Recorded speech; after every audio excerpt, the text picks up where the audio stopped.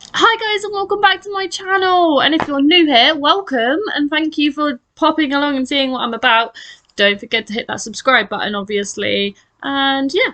Oh, and the notification button if you want to, so you can get notifications when my videos appear. Anyway, let's go on to talking about what I'm here to talk about. Firstly, I am still on my webcam on my laptop. I am so sorry.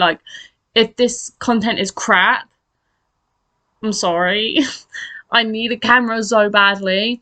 Secondly, I'm sorry I haven't made a video in ages. And there is more content coming on Let's Talk Music. I'll put a thing here so you can head over there and check that out. But that's not what I'm here to talk about. As you can see from the title up here, hopefully, or down there even. What am I doing? Up here, down there, whatever, wherever you're looking at the title right now. I'm going to be talking about my cheerleading experience and not being naturally talented.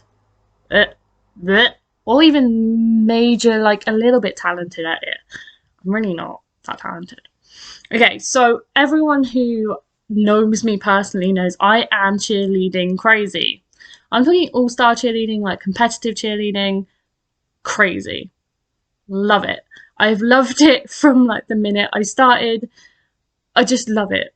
I love cheerleading. It's all I bloody talk about. My friends are literally sick of me talking about cheerleading now. My bad.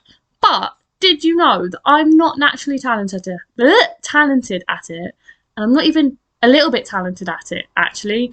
I had to work for it.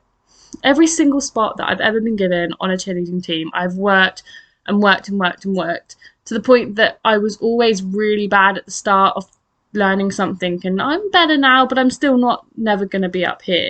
I'm never going to be the best cheerleader on the team, but it's a team sport.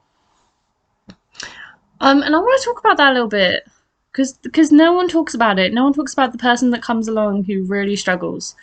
I do cheerleading because I love it. I love the sport, what it gives to people. I love the atmosphere. I love competing.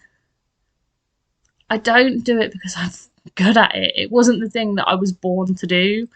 It's just I came across it and I fell in love with it, and that's why I cheer.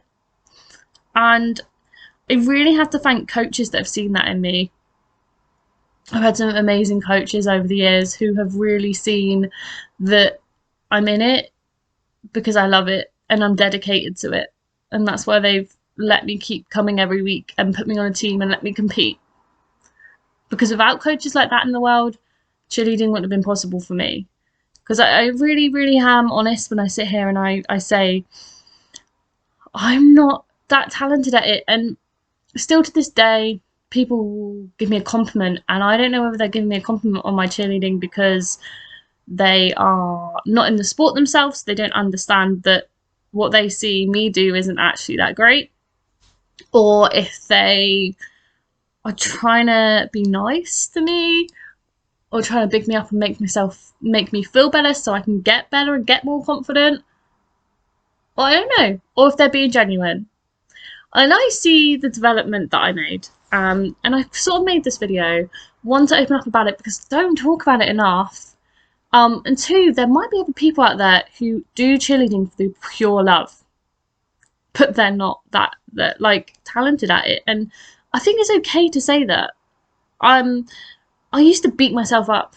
I've cried at training practices because I can't get a stunt that everyone else is getting, and I just do not understand why I can't get it because I'm doing the same work, if not more, and I've seen myself put more effort in than some people, and I'm like, how am I still not understanding how this stunt works?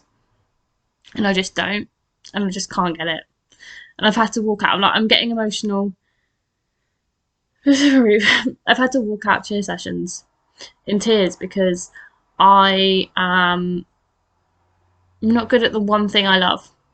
And you would think if you love something and you dedicate yourself to it all the time, which I did, by the way, I was there all the time, pushing myself and dedicating myself to it, you'd be good at it. But I'm not. I want to thank the people that would be like, it's a team sport, and if people need that, the dedication is the important part, because that's what kept me going. And I've seen where I've come, and I've had people say to me that They like me at a level 2, 1 level. They like me being their back spot because I catch them. And I really appreciate that. Like I've actually had people saying they feel safe when I'm their back spot. And I'm like, I really appreciate that. And I want to, like, I would put that out to my coaches for pushing me and helping me and teaching me. Because when I first started back spotting, I wasn't that girl that you would want as a back spot. I was the girl you didn't want as a back spot because I walked away from stunts if they were falling and stuff, and I wasn't very good at catching stuff. And I've seen my development from that to, like, I will do anything I possibly can to make sure that my flyer doesn't hit the floor. And like, I've put myself in situations where I've hurt myself before I've hurt my flyer. And that's not always a good thing, but I have, and I really appreciate it. And it's been really heartwarming when girls have said, like, thank you. And I've had people be like, oh my God, you fought for that stunt, Marie. And you took charge of it. When I first started back spotting, and people from the cheer world would know a back spot is in charge of kind of counting and kind of taking charge of the stunt, I was so shy. Believe it or not, as a cheerleader, I'm quite a shy person, which is really funny because you can see me on comp floor and you wouldn't think that. Like, a completely different person. It's great. But I was like, I would count like this. I'd be like, 1, 2, can someone else count, please? And now I would rather be like 5, 6, 7, 8, 1, 2, 3, 4. Like, I'm in there counting, and I'd rather count, and I'd rather take charge of the stunt. Whereas, and like, if you could sit there and have the same conversation with my coach that coached me for like 2, 3 years, he'd probably say the same thing and be like, if you were talking to the person who walked into the room when she first came to me, there's no way he'd probably think I could be the back spot and the cheerleader I am now. And there's no way I thought I was. But none of that came naturally. It came with hard work, determination, and having some really proud moments of myself, and tears and breakdowns and wanting to quit, but not quitting. That's how I became the cheerleader I am. And I'm still not one of the best. I've still got so much further to go. Like, if I wanted to keep going with this sport and get better, I have all this to go rather than just like this or this. But I did it because I loved it. And the reason I'm putting this message out there is because not everyone's going to be naturally talented at it. Not everyone's going to be the best. But if cheerleading is your thing, then don't give up at it because you're not the best tumbler and you want to be. Don't give up on it because someone walks into the gym. And this does happen, and it does frustrate me too. You could be cheerleading for 3, 4 years, and someone could walk in tomorrow, never cheered before, and they are way better than you've ever been, and you're just like, why do I bother?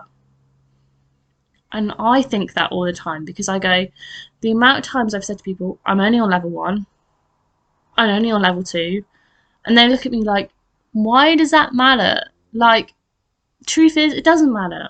It doesn't matter. And I get it, as a cheerleader, you want to go to Worlds, right? That's every cheerleader's dream. And for that, you're like thinking, I want to be level 5, level 6. Because you know what? It's become impossible to go to Worlds now without being level 5 and level 6. So don't limit that and be like, that's what I want to be. So because I'm not like that, I'm a rubbish cheerleader. But just because you didn't get to go to Worlds as well, like, I've not been, it doesn't mean that your accomplishments as a cheerleader are any less than the teams at Worlds right now. And yeah, they're doing amazing and they're living their dream. But it's like life. Some of us make it, some of us don't. But that doesn't mean you wasted 5 years of your life doing cheerleading to not get there. You think about all those memories that 5 years have given you. And I tell you what, now, when I look back at that, I wish I didn't waste my time being like, I wish I was better. Because I would give, like, anything to relive some of that. Relive some of my moments. One of my favourite competitions and one of my proudest moments, I can't remember what place we got, but it wasn't like top 3. But we hit 0. And you know what? It was a senior co-ed 2 level 2 routine. We hit 0. It was the first time I've ever hit 0, and my God, I was just like the happiest I've ever been on the planet. And I only joined that team like a couple of months before that competition, so the rest of the team had way more like in it than I did. But happy as I've ever bloody been. And I hit 0 on a level 2 co-ed team. In a team that I'd only been in for a couple of months. I didn't even have my own uniform. I was wearing my friend's uniform that she lent to me, who was also on the team but on level 3. That is how like little time I'd been on that team, but it was like one of the best moments of my life.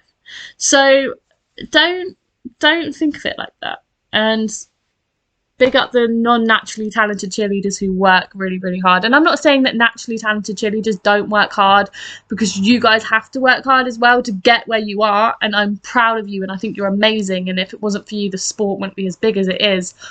But for the ones that like literally came in, like I couldn't even do a forward roll when I first started cheerleading. I'm just going to disclaimer that I couldn't.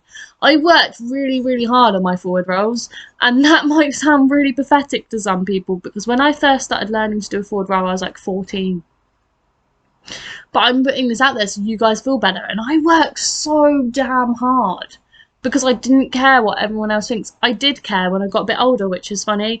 When I was learning to do backwards rolls, I did start caring, because everyone else is like older and everyone's doing better stuff. But do you know what made me stop caring? Is cheerleading is a really friendly, lovely, kind sport if you're in with the right people. And there was like 4 or 5 people on my team cheering me on, learning how to do a backwards roll or a cartwheel or something simple. They would cheer me on for it. Like, wow.